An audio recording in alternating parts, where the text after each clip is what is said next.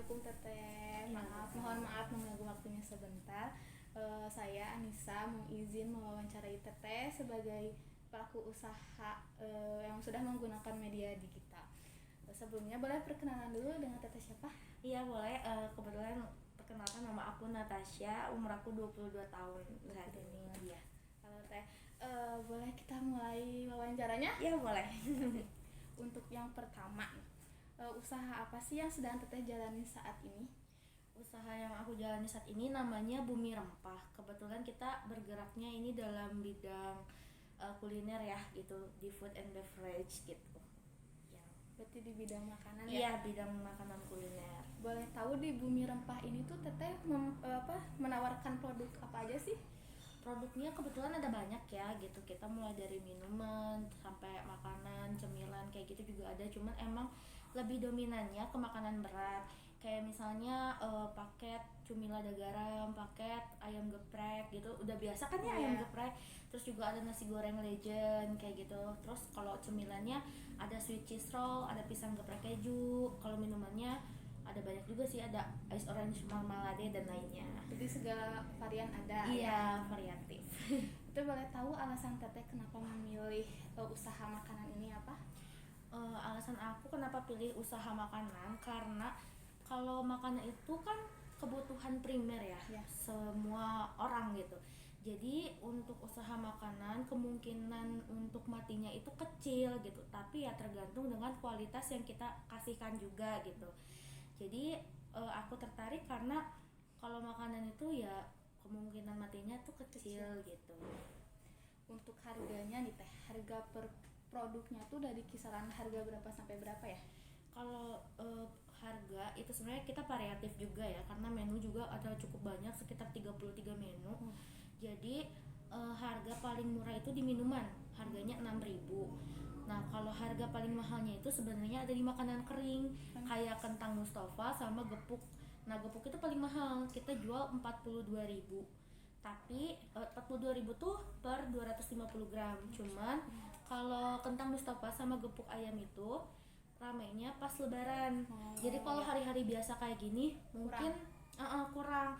Mungkin kalau di hari-hari biasa gini ramenya itu makanan-makanan berat gitu. Yang paling mahalnya ada di nasi goreng seafood, udang sama cumi itu 24.000. Iya. Untuk modal awal, Teteh kalau boleh tahu modal awal yang dikeluarkan Teteh pada saat memulai usaha ini itu berapa? Modal awalnya itu kurang lebih di 5 juta. 5 juta. Di 5 jutaan modal awal, karena kan kita kalau peralatan juga sebenarnya ada beberapa yang memang kita udah punya gitu, cuman kita nggak masukin itu sebagai modal gitu pada saat itu ya. Ini modal yang secara tertulis kita beli gitu barangnya, itu sekitar 5 jutaan gitu. Itu termasuk sama bahan baku di awal. Dalam pemasarannya, apakah produk yang Teteh jual ini tuh ditawarinnya atau dijualnya hanya melalui online saja atau gimana? Kalau cara penjualannya itu kita memang lebih fokus di online ya, karena untuk saat ini kan banyak masyarakat yang memang menggunakan media online gitu. Apalagi kayak sekarang di Shopee Food itu banyak diskon-diskonnya. Pasti kan orang-orang tuh pada berbondong-bondong untuk belinya di situ nih biar murah gitu kan.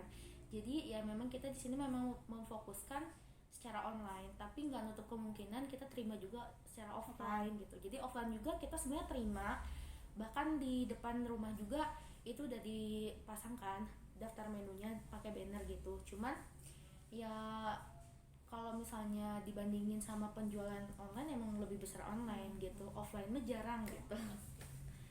Untuk media digitalnya atau media online-nya Teteh pakai untuk berjualan itu boleh tahu apa aja? Oh iya, kalau buat penjualannya itu kita biasanya pakai aplikasi dari Shopee Food ya. Shopee Foodnya kalau namanya Shopee Merchant. Terus juga ada Grab sama juga GoFood, kita ikutinnya di situ. Memang itu yang ketiga itu lagi hits banget ya gitu ya.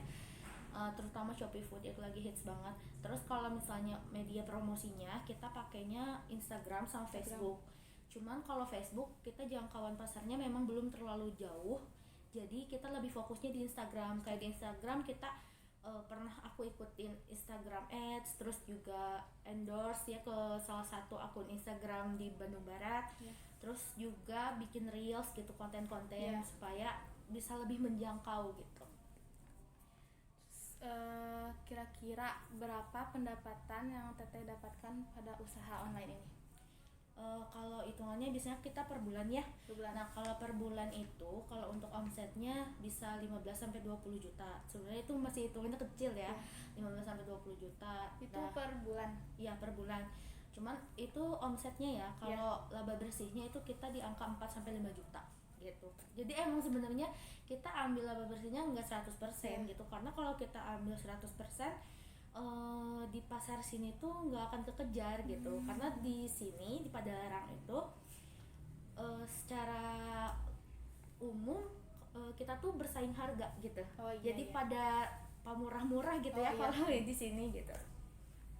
Terus perharinya Teh biasanya kalau di misal di Shopee Food, GrabFood kayak gitu biasanya rame nggak sih?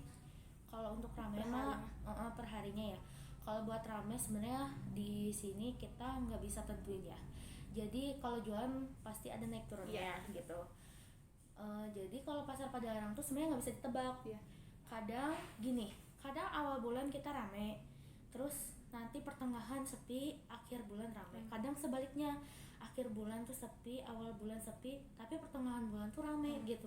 Jadi nggak ngerti sebenarnya teh gimana gitu. Cuma ya kita jalanin aja gitu, dan kita tetap buat update konten di Instagramnya gitu. Terus bikin story gitu supaya orang tuh tahu produk kita kayak gitu, sama nge-broadcast juga ke beberapa konsumen yang memang terhubung sama WhatsApp bisnis kita gitu. Terus kalau misalnya rame ini biasanya suka habis berapa porsi Teh? Kalau rame kita pernah ada di titik lagi ramenya banget, itu tuh biasanya sehari bisa sampai 70, itu paling maksimal ramenya. 70 porsi. Itu biasanya menu makanannya itu makanan berat semuanya. Biasanya gitu dari rata-ratainnya gitu. Itu makanan berat semuanya. Cuman ya kalau untuk spesifikasinya beragam ya gitu, mereka pesennya gitu. Itu bagaimana sih cara sistem kerja pada usaha yang memakai media digital atau online pada penjualannya? Pada penjualannya di itu ya media online. Oke. Kalau di Shopee Food itu kan kita masukin menunya, terus kita ya bisa atur juga di situ untuk harga-harganya.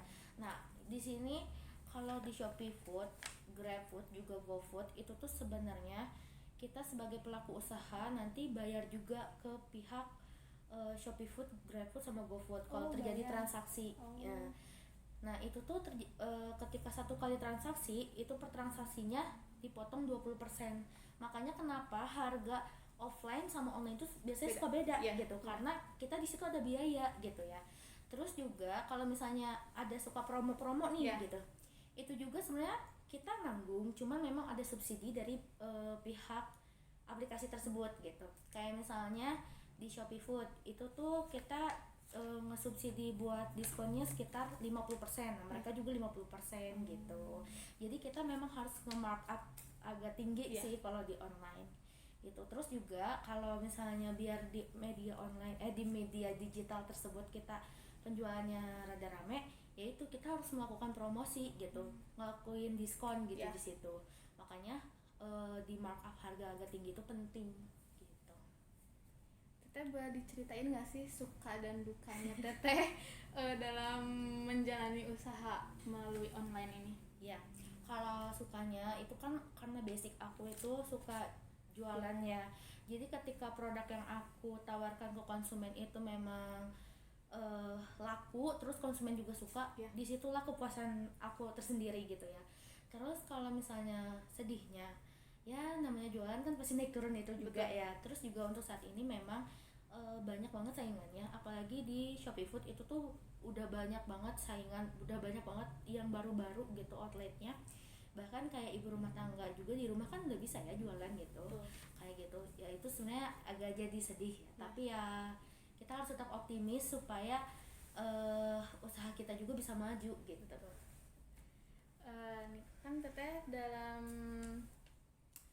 usaha tuh kan dalam memulai usaha nih misalnya kita memulai usaha tuh kan bertahap gitu ya teh. Iya. Dimulai misalnya dari kalau kita mau mulai usaha misalnya teh dari nama produk-produk kita yang belum dikenal Benar. banyak orang kayak gitu ya. Mm-mm. Teteh punya nggak sih strategi untuk strategi tertentu bagaimana cara mengenalkan produk atau usaha Bumi teteh Rempah, ya. ya Bumi Rempah supaya Eh, lebih dikenal kenal. oleh banyak orang. Ya. Pertama gini, kita juga harus lakuin diferensiasi ya. Di sini aku sebenarnya untuk menu rata-rata orang tuh sama ya, kayak Ya. ayam geprek apalah gitu, nasi goreng itu banyak gitu. Cuman di sini aku ngasih diferensiasi di bagian namanya. Kayak nasi goreng tuh aku ada nasi goreng legend, dimana itu sebenarnya nasi gorengnya nggak pakai kecap gitu. Oh, Kan bisa aja nasi goreng tanpa kecap Iya, gitu, iya. tapi karena namanya unik jadi orang juga penasaran, Oh, iya. apa sih gitu nasi goreng iya. legend.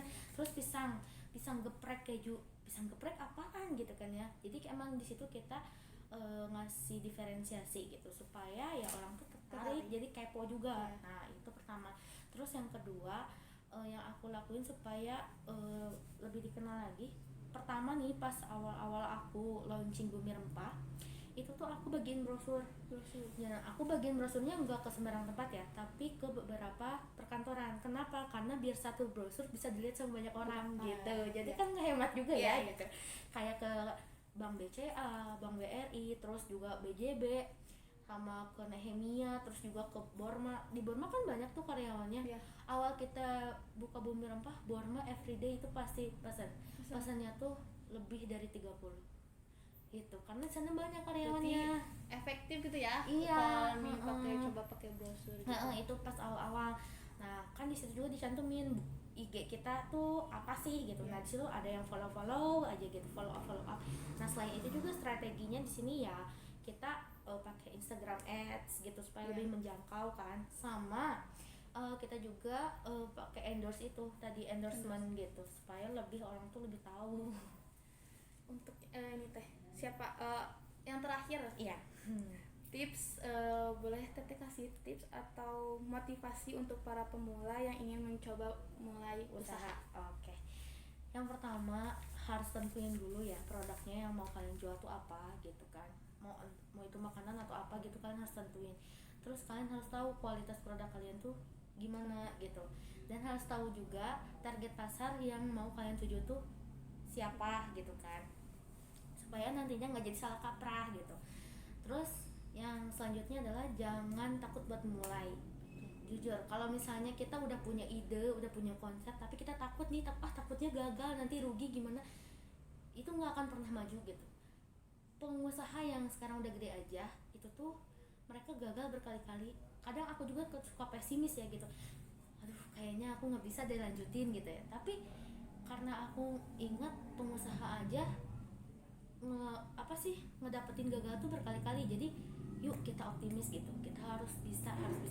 Jadi yang penting mulai aja dulu Mulai gitu. jangan takut gagal. Iya, jangan takut gagal gitu. Tentunya terima kasih banyak Iya, sudah sama-sama. diwawancarai oleh Iya. saya. Semoga usahanya terus lancar, Amin. sukses terus Iya, Teteh. amin.